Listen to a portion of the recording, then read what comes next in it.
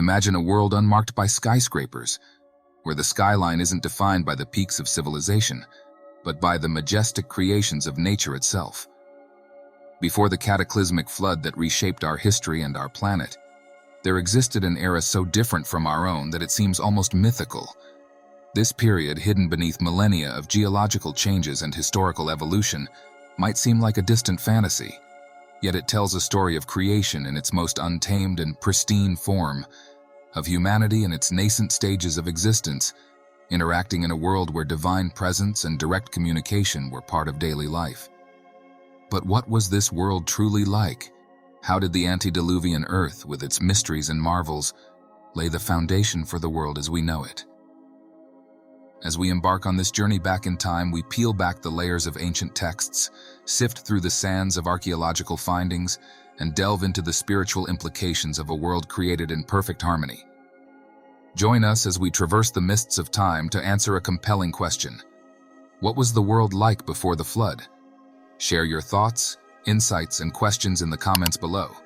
Subscribe to our channel for more explorations into the rich tapestry of our past, and hit the bell icon to stay updated on our latest discoveries. Together, let's continue to seek wisdom in our quest to understand the divine narrative woven through the fabric of time. In the beginning, the universe was a canvas of divine intent, and with a series of deliberate and loving commands, the Creator sculpted light from darkness, order from chaos, and life from the void. This act of creation, as recounted in the early chapters of Genesis, was not merely a sequence of events, but a divine orchestration of harmony, balance, and beauty. The world was imbued with a perfection that reflected its Maker's glory, a paradise where every river, mountain, and valley sang a hymn of unspoiled creation. Into this world, the crown of creation was introduced: humanity. Adam and Eve, the first humans, were not merely inhabitants of this Garden of Eden, but stewards entrusted with its care and keepers of its legacy. Their existence was marked by an intimate communion with God, walking with Him in the cool of the day, engaging in conversations that we can only imagine. This was a relationship untarnished by guilt, shame, or fear. It was the epitome of spiritual purity and mutual love. Yet this was also a world of free will. The tree of the knowledge of good and evil stood as a testament to this freedom, a choice that would eventually lead to the first act of disobedience. Before this pivotal moment, sin was an unknown variable, an unchosen path. The spiritual state of humanity was one of complete transparency before God and with one another. There were no barriers, no hidden motives, only the pure joy of existence in its fullest, the way life was intended to be. Moreover, the absence of sin had tangible effects on the world itself. Creation was in harmony, with no death, disease, or decay to mar the beauty of the Creator's design. Animals and humans coexisted peacefully, and the earth provided abundantly for all its inhabitants. It was a world where the potential for growth, discovery, and worship was limitless. The antediluvian period stands as a testament to a world vastly different from our own, marked by elements that stretched the bounds of our imagination and understanding. It was an era characterized by human longevity, where lifespans stretched into centuries, allowing individuals profound periods of growth, learning, and development. This remarkable aspect of antediluvian life suggests a closer, more harmonious existence with the created world, one that perhaps offered a deeper understanding and stewardship of it. Equally astonishing was the scale of flora and fauna, which, according to biblical and extra-biblical sources, surpassed anything known in the post-flood world.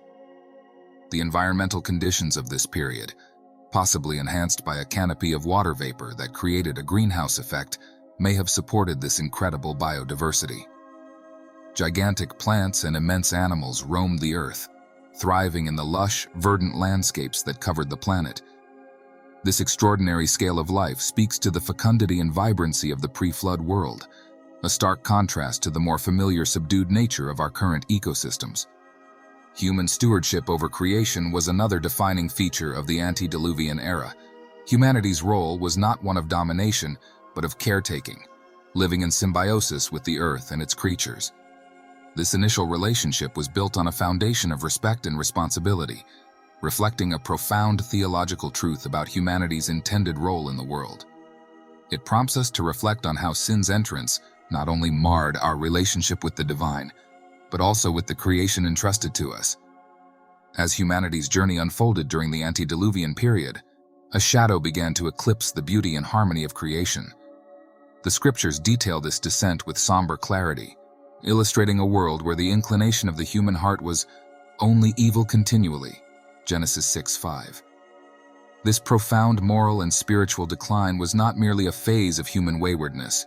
It represented a fundamental corruption of God's very good creation, a world now marred by violence and depravity. The divine response to this heartbreaking turn of events is captured in Genesis 6:6. The Lord regretted that he had made human beings on the earth, and his heart was deeply troubled. This passage reflects not a mistake on God's part, but the depth of divine sorrow over the corrupted state of humanity and the world. It is a sorrow born out of love, a grievous recognition of how far creation had strayed from its intended purpose and harmony. In response to this pervasive corruption, the decision for a global flood is articulated as both an act of judgment and an act of divine sorrow, aimed at cleansing the world from its pervasive wickedness. "I'm going to put an end to all people, for the earth is filled with violence because of them. I am surely going to destroy both them and the earth." Genesis 6:13. Yet within this declaration of judgment, there is also a promise of preservation and hope through Noah. A righteous man, blameless among the people of his time, and he walked faithfully with God. Genesis 6:9. The flood narrative, culminating in the waters that covered the earth, serves as a dramatic and sorrowful divine intervention. The waters prevailed so mightily on the earth that all the high mountains under the whole heaven were covered.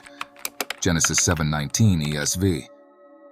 This act of cleansing, though painful, was necessary to eradicate the corruption that had taken hold, setting the stage for a new beginning and a renewed covenant between God and his creation. The story of the antediluvian world, while rooted in the distant past, carries messages that resonate deeply with our present and our future. It's a narrative that transcends time, speaking to the heart of our relationship with the divine, the environment, and each other. As we reflect on this era, we are reminded of the Genesis account where God saw that the wickedness of man was great in the earth, and that every intention of the thoughts of his heart was only evil continually. Genesis 6:5. Yet even in judgment, God's mercy shines through, as evidenced by Noah's story, a beacon of faithfulness amidst a corrupt generation. But Noah found favor in the eyes of the Lord. Genesis 6:8. This ancient saga urges us to ponder the consequences of straying from our divine origins and purposes. It's a cautionary tale highlighting the dangers of disconnecting from our stewardship over creation and our call to live in harmony with divine principles. Yet it also offers hope, a reminder that renewal and redemption are central to God's relationship with his creation. "I establish my covenant with you. Never again will all life be destroyed by the waters of a flood. Never again will there be a flood to destroy the earth." Genesis 9:11. The antediluvian message encourages us to rekindle our faith, to remember our role as caretakers of God's creation, and to live in a manner worthy of our calling. It calls us to seek wisdom and understanding through the scriptures, allowing the timeless truths of the Bible to guide our paths. This journey through the pre-flood world is not merely an academic exercise, but a spiritual exploration that challenges us to consider our own legacy and the impact of our choices on future generations. As we conclude this exploration, I extend my deepest gratitude for your willingness to delve into the depths of the pre-flood world with me. The value of biblical knowledge cannot be overstated. It is a treasure that enlightens our minds, enriches our souls, and guides our footsteps. May we continue to seek understanding and wisdom from the Bible, letting its eternal truths illuminate our paths. Thank you for joining me on this journey. I encourage you to like, share, and subscribe as we venture further into the rich tapestry of our world's divine heritage. Together, let's uncover more insights, draw closer to the heart of our faith, and build a legacy that honors the Creator and sustains his creation for generations to come.